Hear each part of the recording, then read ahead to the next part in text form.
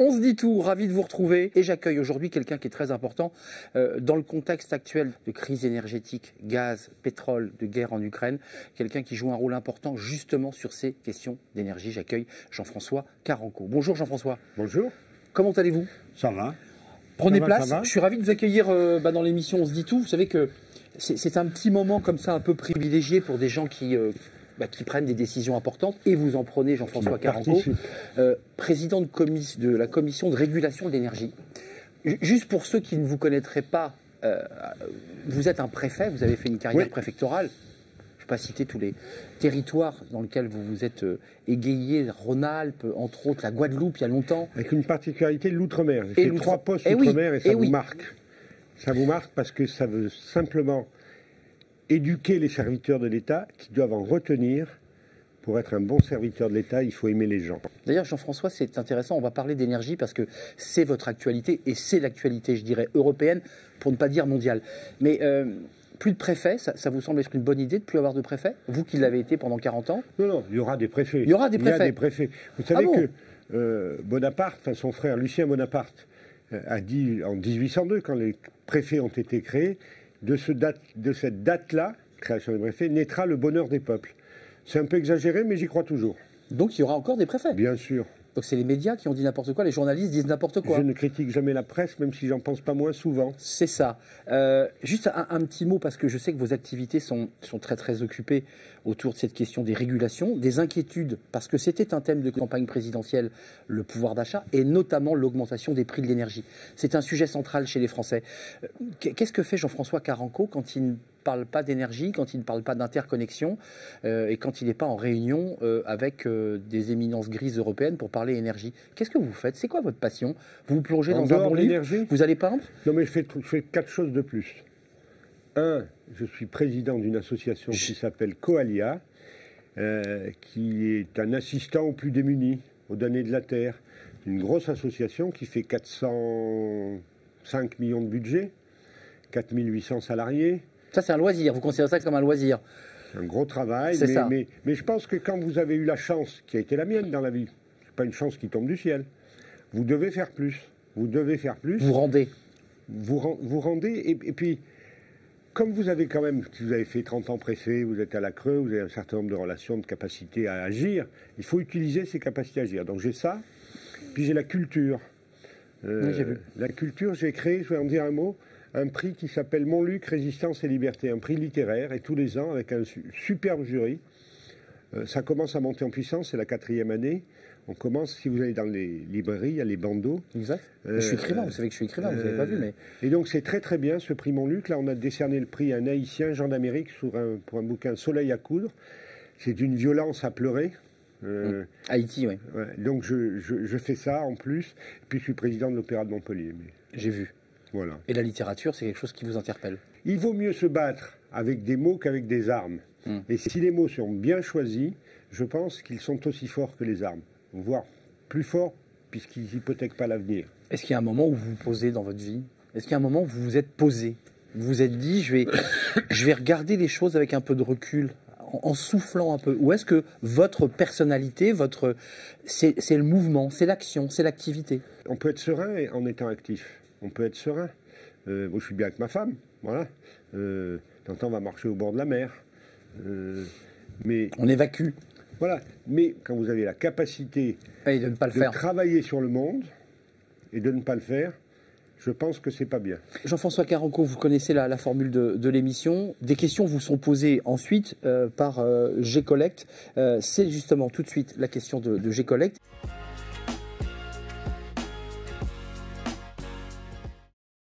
Jean-François Carenco, je vous la repose cette question. Vous avez choisi parmi toutes les questions de G-Collect la FinTech du recouvrement éthique. Entreprises et institutions ont un rôle majeur à jouer pour développer une économie plus inclusive, plus éthique et plus solidaire. Quels sont vos engagements en la matière? Alors, on a parlé beaucoup d'énergie, on a parlé beaucoup de choses très importantes, mais à travers toutes vos activités et puis toutes celles que vous avez eues comme préfet, c'est un sujet, je sais, qui vous habite. Et puis, je ne l'ai pas précisé par ailleurs, mais vous avez été un tout proche de Jean-Louis Borloo lorsqu'il était ministre de ce grand ministère. Très grand ministère. Voilà, ce pôle, puisqu'il avait plusieurs, 4 ministres, 5 autour de lui pour bâtir un grand projet. Ces questions-là, évidemment, étaient déjà présentes à l'époque. L'inclusion, concrètement, pour vous? Non, mais l'inclusion, ça veut dire qu'à l'endroit où ça veut dire, premièrement, que tout le monde participe à la vie sociétale. C'est pas dit la vie sociale, c'est dit la vie sociétale. Que vous soyez une entreprise, que vous soyez une association, je dis jamais ONG. Vous avez noté que j'ai pas employé ce mot-là. J'aime pas. Pourquoi vous n'aimez pas le mot ONG? Parce que ce sont des mots, des vocabulaires d'opposition. D'opposition. Le gouvernement fait mal par principe. Qu'est-ce que c'est que cette histoire? C'est le contraire de la République. Elle n'existe que par opposition. Que par opposition. Bien sûr, donc je veux dire, c'est le contraire de la question. La question, c'est association, entreprise, citoyens, collectivités locales, État. On est ensemble pour vivre ensemble et vivre mieux ensemble. C'est ça l'inclusion. Et donc il faut reconnaître que même décider comme je le suis sur ce que je fais, il faut avoir beaucoup d'humilité pour dire l'autre a peut-être raison. C'est le doute. C'est le doute et l'humilité qui font que vous pouvez être décidé. L'écoute, le doute, l'humilité, et après vous y allez. Et après vous y allez, pendant que vous y allez. Et donc vous pouvez changer un peu. On me dit alors, vous conduisez à vue. Il vaut mieux à vue qu'à l'aveugle. Hein. C'est vrai. Vraiment. Hein. C'est vrai. Donc conduire à vue les affaires de l'État, les affaires qui vous sont faites, ça veut dire écoute, humilité, doute, avec tout le monde. Alors, au point où je suis de préfet, la question se posait aussi sur la relation État-collectivité locale. Hein. Elle est bien toujours présente. Et les pressions qu'un préfet peut avoir de collectivité. Sur ce sujet-là, je ferai une opposition entre, c'est très politique, la République des territoires ou le territoire de la République. Vous imaginez quel est mon choix, et je suis contre la République des territoires. C'est pas la France, c'est pas la mienne. Ce qui ne veut pas dire que... Jacobin, donc. Le dernier est assumé. D'accord, donc centralisateur. Non, c'est pas la même chose. Non, mais justement, les mots ont un sens. C'est pas pareil. C'est pas pareil. Hein. Centralisateur, ça veut dire que vous niez les pouvoirs et la réalité locale. Vous travaillez avec les territoires. Il faut travailler avec les territoires, mais il y a des choses qui sont, on dit, régaliennes. Moi, je pense que l'énergie est un sujet régalien, par exemple. Évidemment. Hein. Européen ou français d'abord? C'est la même chose. C'est important. C'est la même chose. Alors, sur la décision d'implantation, c'est français. Sur l'ensemble du système, c'est européen. Qu'est-ce que c'est? On dit il faut que les maires aient le pouvoir de ne pas produire d'électricité sur leur sol. C'est ça qui se dit. Hein. Un certain nombre de sénateurs ont dit ça, ils peuvent refuser. Mais on est où, là? Enfin, c'est un débat aussi posé sur l'éolien, sur les questions de... On est dans quel pays? Je leur ai dit. Là, vous appuyez un peu trop, les gens consomment trop. Ça marche. Pour que ça marche, des dizaines de villages engloutis, de vallées englouties, peut-être celles de vos grands-parents, en tout cas les miens. Ah oui. Des milliers de morts dans les mines de charbon. Des milliers de morts dans les mines de charbon. Et là, parce que ça fait pchit-pchit et que ça tourne, on dit qu'il ne faut pas le faire. C'est ça la République des territoires? Oui, vous dites... Attendez. C'est ça la République des territoires. Alors je suis contre. Donc, pour répondre à cette question de l'inclusion et du mariage entre les territoires et l'État, vous dites quand même, c'était extrêmement politique, ce que vous dites, c'est que un maire n'a pas à s'opposer au nom, j'allais dire, d'intérêts locaux électoraux à des mesures de type éolienne, par exemple, qui servent la collectivité en général. C'est ma position. C'est votre position. Je rappelle qu'à l'époque, je pense que c'est avec Jean-Louis Borloo qu'on avait fait ça, les permis énergie, le permis de construire énergie sont État. Mais maintenant, vous avez les enquêtes, les PLAUI, qui repoussent, qui font... Bien sûr. Avec Jean-Louis Borloo, on a lancé l'idée, même le process, des éoliennes en mer en 2009. On est en 2022, il n'y en a pas une. Il n'y en a pas une. C'est vrai. Mais c'est recours, contestation. Mais c'est une honte. C'est une honte pour la France. On va avoir le noir. Quand il fera tout noir. On va avoir le noir. Si on continue comme ça, évidemment, si on continue comme ça. Si les gens ne donnent pas d'électricité, ils n'en auront pas. Mais ça, c'est pas le plus important. Ce qui est plus dramatique pour moi, c'est le séparatisme. Séparatisme religieux, séparatisme énergétique, séparatisme territorial, hein, séparatisme même de club de foot. Hein, le club de foot d'à côté est mon ennemi. Ça fait longtemps. Est-ce qu'on ne peut pas essayer de vivre ensemble ?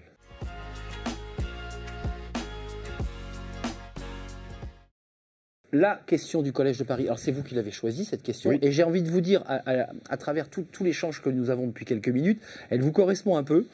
Quelle proposition pour sortir du système élitiste français, à savoir comment réduire les inégalités d'insertion au niveau des diplômes? C'est un sujet, je dirais, universel, dont on parle depuis 30 ans, 40 ans.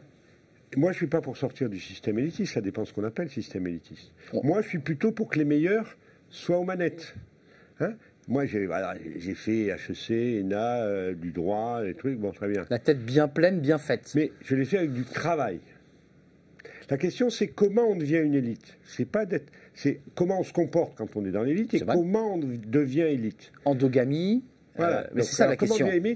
Comment on devient élite, c'est d'abord du travail et encore du travail. Rien n'est dû. Deuxièmement, j'ai eu la chance. Mon beau-père, parce que je me mariais jeune, donc très proche, lui, il était fils de paysan, il est devenu prof de lycée, payé par la République. Hein, bon. Mon père, à moi, était très catholique, dans une famille très catholique. Toutes ses études, sa mère était femme de ménage, toutes ses études ont été payées par l'Église catholique jusqu'à Polytechnique. Donc la question, c'est comment on devient une élite. Et comment on accompagne, ça. Des talents. Donc, il faut absolument accompagner tous les talents. Absolument accompagner tous les talents. Et on revient à l'inclusion. Moi, je suis très fier d'être à la Creux, où on a une diversité. Je pense qu'aux universités je ne vois pas cette idée. Ils sont tous blancs, jaunes, noirs. Je m'en fous, je suis daltonien. L'intérêt, c'est les talents, et c'est comment on les aide. Donc il faut aider. Hein. Mais aider, ça veut dire quoi? Ça veut dire des aider, bourses, ça veut dire, par exemple, que quand vous êtes responsable, il y a une pratique collective. Et puis après, il faut que chaque élite, quand il voit un mec qui est bon, il le pousse. Vous êtes intarissable, tant sur les sujets d'énergie que je dirais sur les sujets de société, sur tous les sujets qui nous traversent finalement.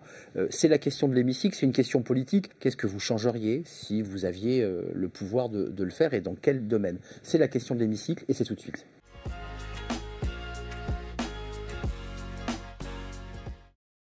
La question de l'hémicycle, c'est une question évidemment qui n'est pas politique avec un petit P, mais avec un grand P.